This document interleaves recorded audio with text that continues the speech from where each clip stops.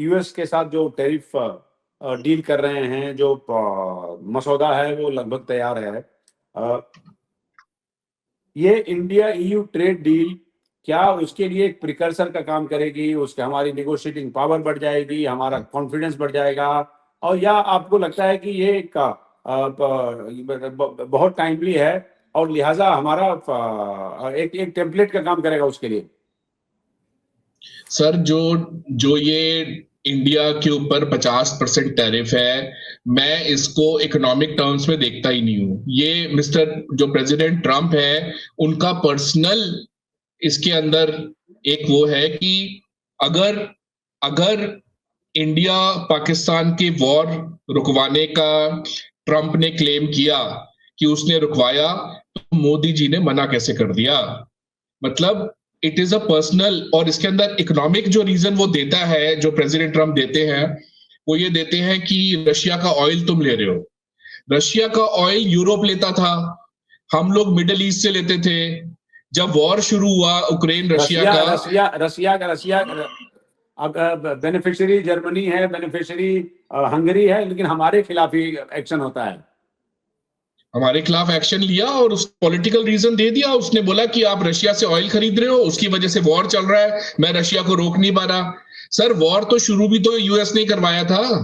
अगर इंडिया ने कौन सा शुरू करवाया था? और इंडिया कहीं से तो ऑयल लेगा।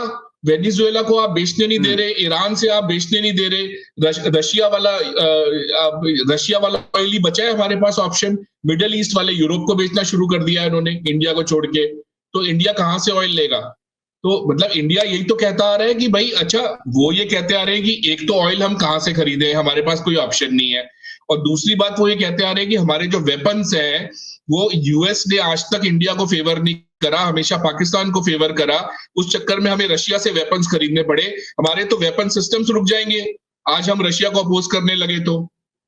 मतलब ये बात तो किसी भी नॉर्मल इंसान के भी समझ में आ सकती है।